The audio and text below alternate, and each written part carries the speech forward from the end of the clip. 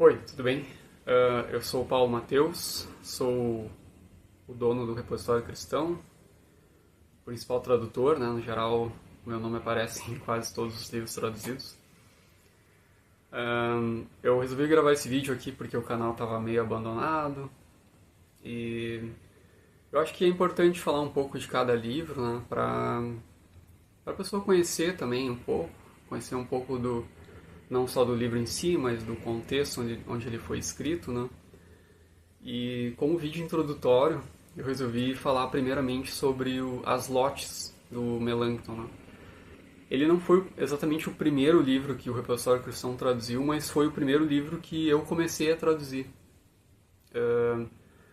Na verdade, eu lia uma versão, que é uma versão de 1555, né? Claro, ela foi traduzida nos anos 60,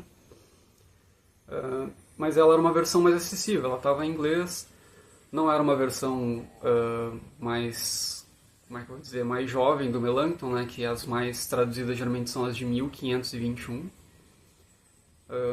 É uma versão mais tardia, no caso, mas ainda não era exatamente uma lote como a gente conhece, porque ela é uma tradução do inglês a partir do alemão, né? Apesar de que essa versão alemã foi escrita por Melanchthon, né? Mas eu vou destrinchar um pouco tudo isso no vídeo aqui.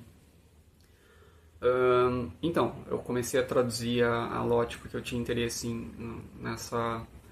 nessa visão mais tardia do Melanchthon, porque o Melanchthon, né, como todos sabem, alguns entendem que Melanchthon era apenas um parceiro de Lutero, alguém que acompanhava ele na reforma ali, mas quem estuda um pouco a fundo sabe que Melanchthon tinha um pensamento próprio, ele tinha um pensamento teológico próprio, ele era mais desenvolvido na questão filosófica. E com o tempo isso foi ficando mais evidente, né, conforme foi passando o tempo, conforme os anos foram passando, porque Melanchthon ele chegou muito jovem em Wittenberg. Ele foi, de certa forma, adotado por Lutero ali. Lutero viu nele alguém brilhante, né? Mas com o tempo, né, Lutero deu suas contribuições, depois ele percebeu que Melanchthon tinha um tom mais intelectual para poder lidar com as demandas da reforma, e aos poucos ele foi também aparecendo como alguém que poderia seguir na reforma protestante, né? Mas é claro que a história não foi muito gentil com Melanchthon, né? Os próprios luteranos meio que afastaram ele posteriormente, dizendo que ele se afastou dos ensinamentos de Lutero, né? Essas questões elas vão estar ligadas um pouco no que eu vou falar aqui sobre o livro, mas no geral elas talvez sejam tópicos para um vídeo posterior só sobre Melanchthon, só sobre as questões teológicas, né? Pois bem, essa versão que o Repositório Cristão traduziu é a versão de 1559, né? Lembrando, Melanchthon nasceu em 1497, então em 1521, com 24 anos aproximadamente, ele escreveu a primeira teologia sistemática da Reforma Protestante. Obviamente, Melanchthon tinha um conhecimento muito apurado em grego, então isso foi útil, mas de certa forma vocês não percebem isso na primeira obra ali, vocês percebem um tom muito mais teológico e minha preocupação bastante a ver com o que o Lutero esperava, né? Mas conforme foi passando o tempo, o Melanchthon foi usando esse conhecimento que ele tinha em filosofia, né, do conhecimento grego, e foi desenvolvendo mais as suas lotes. É claro que tem pontos específicos que vão mudando ao longo do tempo, não? E as principais, com certeza, foi a ceia, né, que é algo que Melanchthon se distanciou um pouco do pensamento de Lutero. Eu acho que talvez não um pouco, né, os luteranos vão dizer que foi bastante. E também a questão do livre-arbítrio, né? O Melanchthon foi buscando uma compreensão mais ecumênica, mas no bom sentido da palavra, tá? Não é esse ecumenismo que a gente conhece hoje. Ele foi tentando buscar uma posição mais de concórdia entre o pensamento católico, que é o pensamento recente da Igreja, né, com o pensamento agora reformador, né? É claro que no tratado que ele faz do livre-arbítrio, ele afasta geralmente aqueles que dizem que o livre-arbítrio é um poder, né? Algo que o homem possui de poder para poder lidar com as escolhas, né? Mas em 1535, que foi a segunda versão da LOT, tá? A LOT Theologici, significa tópico de teologia, né? Na verdade, o primeiro lote se chama Lote Communis, né? Que são tópicos comuns, né? Depois ele muda para Lote Theologici, que seria tópico da teologia, né? E depois, esse nome vai se manter até a última versão. Mas as lotes da segunda aetas, que seria a segunda era, né? Que é quando o Melanchthon revisa seu pensamento, principalmente na questão do livre-arbítrio, é de 1535, e ali ele já começa a criticar muito mais pensamentos dos que ele chama de estoico, né? Que os autores estão mais preocupados em enfatizar que o homem não tem nenhuma participação em questões de salvação, mas não que isso não seja uma verdade, mas o Melanchthon ele consegue descrever isso de uma forma um pouco mais ortodoxa do que aparentemente parece. Parece que ele deu poderes, né? Essa é a conclusão que geralmente... E assim, conclusão que alguns autores deram, né? Durante o século XX, ou anterior, antes mesmo, na verdade. Mas mais recentemente os pesquisadores viram que Melanchthon, na verdade, não feriu, na verdade, a doutrina do monergismo, sei lá, podemos dizer assim. Porque ele preservou, né, que Deus tem o principal papel, né? Uma das divisões que ele vai colocar, né, que a conversão do homem ela se dá primeiramente por ação do Espírito Santo, por meio da palavra, e com a concordância do homem, né, que seriam os três tópicos ali, mas ele coloca sempre a graça antes, sempre o Espírito Santo, sempre Deus antes de qualquer atitude.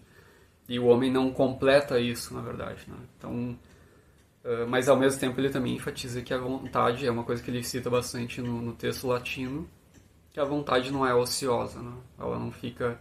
A gente não é ocioso, porque isso implicaria em muitas coisas que não são atributos de Deus, né? Que Deus não é o autor do pecado do homem, né? Porque se Deus predestina o homem a pecar, ele está simplesmente predestinando o homem ao mal e à condenação. E isso não é um atributo divino. Pois bem, aqui tentando não entrar muito na questão teológica, apesar de ser inerente da obra do Melanchthon, assim, né? E também é importante, a gente acaba tendo que falar um pouco do contexto, né? Mas a obra em si ela é de extrema importância, assim. Ela foi a primeira teologia sistemática. Ela abriu espaço também para outras teologias sistemáticas, né? A gente sabe que em 1525 Zwinglio, que era o reformador de Zurique, ele já preparou uma teologia sistemática bem parecida.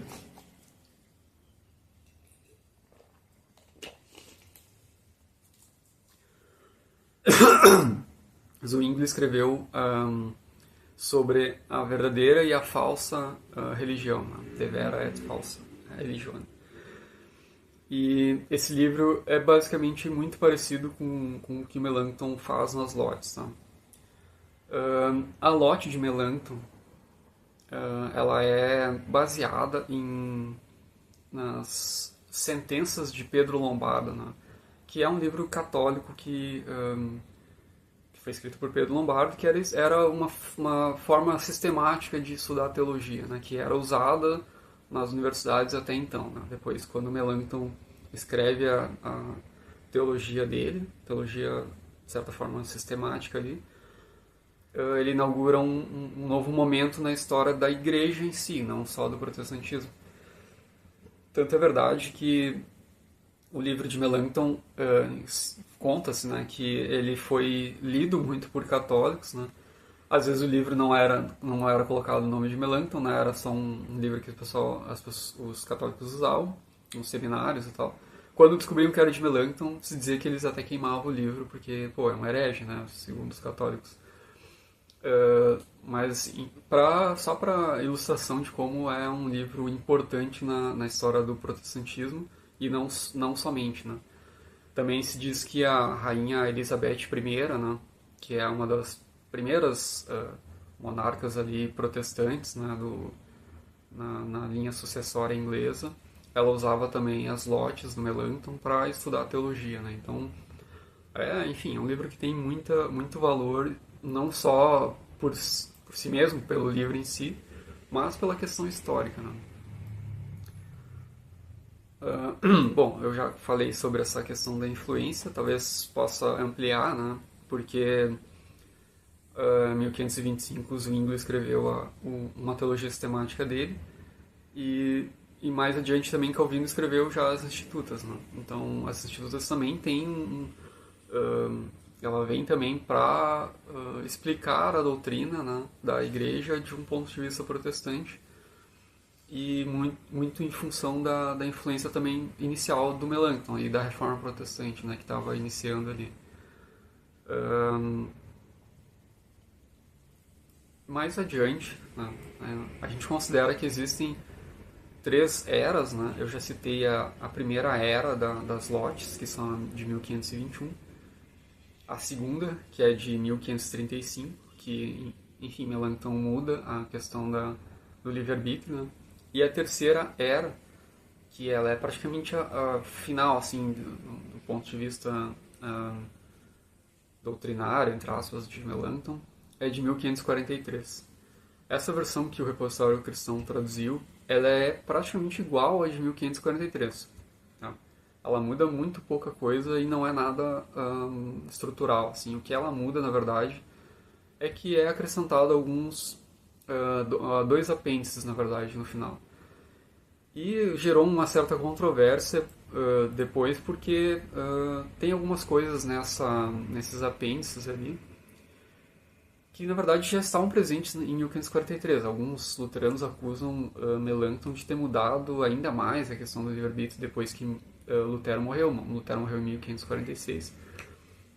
Mas isso na verdade não tem um fundo... não é possível provar de forma muito coerente, assim, porque na verdade Lutero elogiou as lotes de Melanchthon, inclusive as últimas versões, né? No caso 1543 ele estava vivo, né? Então ele teve contato e não fez nenhuma ressalva, assim, olha, agora... Porque Lutero dizia, por exemplo, que a lote, ao lado da Bíblia, era o único livro que a pessoa precisava para estudar teologia. Ah, eu preciso da Bíblia, o que mais? Preciso da lote também, porque a lote vai me direcionar. Então, Lutero colocava em alta estima as lotes de Melanchthon. Claro que o silêncio, não sei se diz alguma coisa, mas Lutero, já no final da vida, não estava se envolvendo tanto na questão teológica. Inclusive, Melanchthon representou muito a causa protestante, porque Lutero, entre aspas, foi impedido, né, por decretos de sair e representar a causa luterana. Pois bem, como eu falei no início, eu comecei a ver uma versão de 1555, que é uma versão inglesa, que foi traduzida a partir da versão alemã. Ela não é, na verdade, uma tradução de uma tradução, ela é uma tradução de um original, porque em 1535, aproximadamente, né, no mesmo ano da segunda lote, Justo Jonas, que foi um outro reformador luterano, ele traduziu a lote para o alemão. Então existe uma versão alemã traduzida ali no tempo da Reforma mesmo. Isso também é muito em conta da questão de que o povo poderia ter acesso aos idiomas próprios, né? Isso é uma coisa inaugurada na Reforma Protestante. A gente sabe que a Bíblia foi traduzida ali por Lutero. Também existe um outro parênteses aqui, né, que é importante fazer, que Melanchthon ele auxiliou nessa tradução porque ele entendia mais de grego que Lutero. E alguns estudiosos atualmente dizem que, na verdade, a Bíblia era a Bíblia de Melanchthon e não de Lutero. Mas a questão é que as traduções estavam sendo feitas para atingir o povo. Então, essas versões em alemão da lote também tinham essa função, de que o povo não precisava mais... não precisava ser sempre tudo em latim, né? Então, a versão latina era uma versão mais erudita, digamos assim, e a versão alemã era uma versão mais usual, né, o povo comum, apesar de que elas têm um alto grau assim elas são bastante são parecidas com as lotes latinas, não deixam a desejar, digamos assim.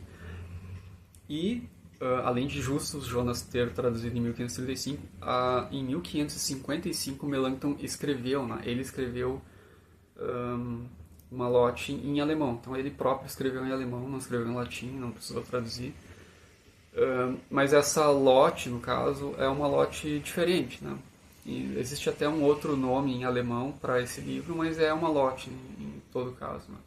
Então foi essa versão inicial que eu comecei a ler, né? Comecei a me interessar por ela e achava que poderia ter em português. Mas aí, com outros recursos, eu comecei a ver que seria possível sim traduzir a versão latina de 1559. Que inclusive foi lançada no mesmo ano da Instituta, né? As Institutas da religião cristã do João Calvino. Foi também a última versão em 1559. E existem também outros livros, né? Existem, por exemplo, a Lote Communis de Músculos, né? Que, até adiantando, é um dos livros que a gente vai publicar em breve aí. Tá, a primeira parte já está bem encaminhada.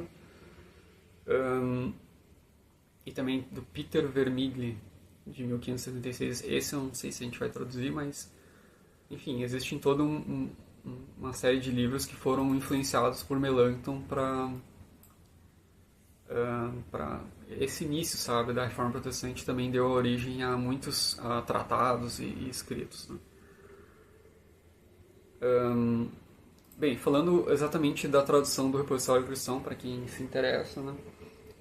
Ela foi traduzida a partir, de novo, de 1559. Além disso, eu escrevi ali, né, no começo uma nota introdutória que fala sobre o que se diz sobre essa versão, né? Se fala bastante sobre a questão dos tradutores, né? O tradutor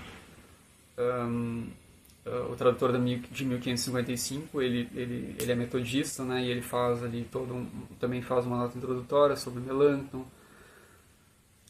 Eu também usei bastante, eu busquei, né, fontes também de traduções alemãs, né? Tem uma tradução alemã de 2000, salvo engano, 2018, não sei exatamente o ano, mas é uma das mais recentes, talvez seja a segunda tradução em língua alemã das lotes de 1559. E todas elas, no geral, elogiam Melanchthon, né? Falam que é uma obra que continua ainda a influenciar a academia, ou seja, não é uma obra que foi abandonada ou que ficou, como se diz, datada, né? E nessa nota que eu elaborei ali tem todos os detalhes sobre a obra, é bem interessante. Além disso, eu coloquei também uma nota, um prefácio, na verdade, de João Calvino. Por quê? João Calvino ele se correspondeu por cartas, né, com Melanchthon. Provavelmente eles nunca se encontraram, não tiveram essa oportunidade.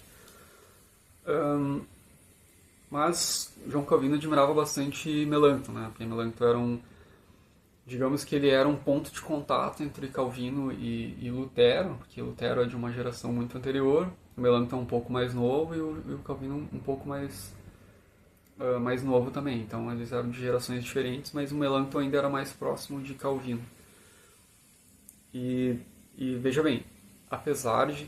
Isso aqui é uma coisa que até Philip Schaff fala na História da Igreja, quando ele comenta sobre Melanchthon, de que o prefácio que Calvino faz, que Calvino ele traduz para o francês em 1546, ele traduz para o francês essa edição, apesar dele discordar da questão do livre-arbítrio do Melanchthon. Ele acha que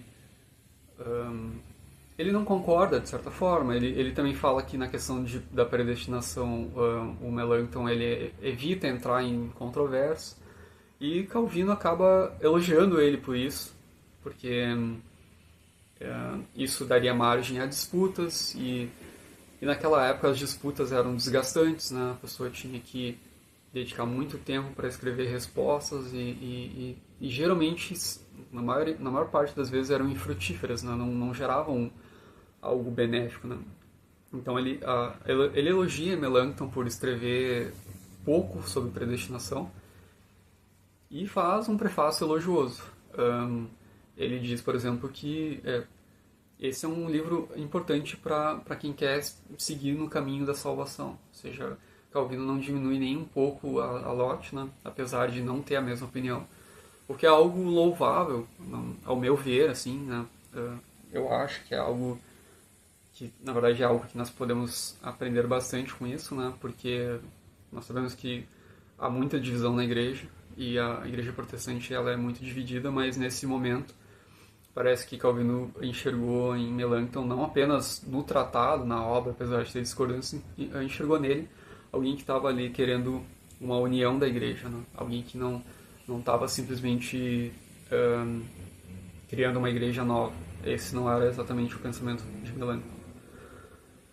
E aí eu resolvi colocar esse prefácio porque a versão de, como eu comentei, a versão de 1543, que Calvino traduziu para o francês em 1546, ela é praticamente igual a de 1559, não altera em nada. Ele não está prefaciando um livro diferente, né? Na verdade é praticamente igual. Além disso, tem várias notas de rodapé. Tem os apêndices, né, que o Melanchthon escreveu.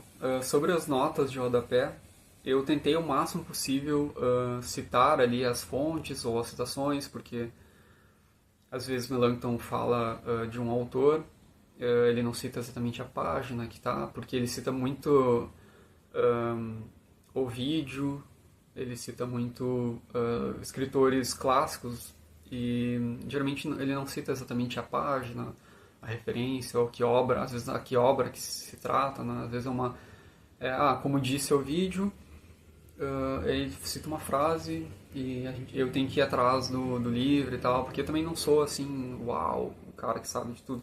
Então preciso pesquisar e tanto quanto possível conseguir colocar algumas notas de rodapé, né? E obviamente é um livro que provavelmente vai precisar de revisões, né? Então, mas eu acho que para uma primeira edição, eu acho que ela tá muito boa, assim, né? Eu dediquei um bom tempo nela. Mas sou suspeito a falar, então preciso que vocês comentem aí caso vocês tenham lido ou tenham estudado esse livro. Deixa eu ver se eu falei tudo aqui que eu tinha que falar. Eu não sou um cara muito bom para falar em vídeo, né? Geralmente eu sou mais dos bastidores, né? Eu acho que foi tudo, na verdade. Não que eu tenha falado tudo sobre como eu disse, né? Se eu fosse falar sobre Melanchthon e sobre, enfim, todas as nuances que envolvem a escrita dos livros, né? Por exemplo, um detalhe que eu lembrei aqui agora. Quando Melanchthon muda de opinião e antes dele escrever o livro A Segunda Aeta, né? Que é a segunda era, no caso, das lotes, ele escreve um comentário de Colossenses, né? Naquele comentário aos Colossenses, que inclusive a gente já também traduziu, ele muda também de opinião ali sobre questões de livre-arbítrio, então ele já dá, entre aspas, dá alguns sinais de que ele está mudando esse pensamento. Alguns vão dizer, né, alguns estudiosos vão falar que isso começou quando ele começou a analisar ali o debate entre Erasmo e Lutero. No começo ele achava que ele defendia Lutero e tal, e aos poucos ele foi entendendo que na verdade Erasmo tinha algumas razões. E Erasmo já tinha elogiado Melanchthon, sabe, dizia que ele era um jovem promissor. Talvez... Só que Melanchthon ele sempre lida com isso de uma forma... Ele nunca ele veste uma camisa e vai, ele pega uma opinião e agora eu sou católico. Não, agora ele sempre procura a concórdia. Ele acha que Lutero tem razão. Ele continua recomendando ao longo da vida todas as obras de Lutero, né? Comentários de Gálatas, todos os tratados que ele fez, mas ao mesmo tempo ele vai fazendo um meio termo, digamos assim, não seria meio termo, mas ele vai se posicionando de forma a manter a catolicidade da igreja, né? Não causando divisões, né? Enfim, isso é só um detalhe sobre a história, né? E talvez eu grave algum vídeo sobre isso especificamente. Melanchthon tem são muitos pontos, né? Melanchthon não acertou em tudo, ele errou em vários pontos, ao meu ver também, né? Pode ser que tenha, mas eu acho que a contribuição dele é muitas vezes minimizada, né? Mas isso foi sendo corrigido, né? Parece que no início, em 2000, a partir de 2017, né, que é quando a reforma completou 500 anos, esse pensamento foi mudando e a academia foi começando a perceber coisas melhores ou visualizações melhores em Melanchthon, né? Porque Melanchthon parece que ele contribuiu muito mais para coisas, não sei como dizer, mas coisas periféricas do que coisas centrais na teologia, né? Ele é tido como perceptor da Alemanha, ele é o professor da Alemanha, mas também ele influenciou alunos que foram para os países escandinavos, e isso influenciou a educação em todos aqueles países. Então, alguns dizem que, na verdade, ele é o pedagogo da Europa, ali, o cara que durante cerca de 200 anos foi um espelho, né? E Leibniz, que viveu, sei lá, cerca de 150 anos depois, ou mais até, cita que os escritos de Melanchthon deveriam ser lidos até naquela época dele, então não foi pouca coisa que Melanchthon fez, né? E o Repassado Cristão está publicando alguns livros, né? A gente publicou as lotes, e aos poucos a gente está publicando alguns comentários bíblicos também, já estão disponíveis em formato Kindle, né? Formato e-book, os comentários de Romanos, Coríntios e as cartas paulinas, que seriam, não são todas as cartas, claro, ele não comentou todas, mas são 1ª e 2ª Timóteo, Filipenses e Colossenses. Tá? Ainda estão em desenvolvimento outros comentários. O próximo comentário, se Deus quiser, esse ano ainda ele sai, é o comentário de João. É um comentário um pouco mais extenso, mas provavelmente sai esse ano. Tem um comentário que ele está publicado em inglês, que a gente disponibilizou em inglês inicialmente, porque ele é pequeno, então ainda não dá para fazer um formato, não pensamos ainda no formato físico, que é o comentário de Eclesiastes. E tem outros comentários que ainda a gente está trabalhando, que possivelmente esse ano não sairão, mas existe o comentário de Provérbios. O comentário de Provérbios, inclusive, tem uma tradução em inglês. E também tem comentários de Salmos, ele também comentou os livros sinóticos, né? Os evangelhos sinóticos. Enfim, existem vários outros livros. Eu queria só incentivar vocês a comentar aqui no vídeo, dar alguma sugestão, fazer alguma pergunta. Obviamente eu não falei tudo que eu podia falar, ou que eu devia, ou também o que eu sei, né? Eu também não sei tudo sobre Melanchthon. Mas eu quero que vocês deixem no comentário alguma observação, alguma coisa que vocês acham que deveria ser pontuado. Perguntas também, né, se for o caso.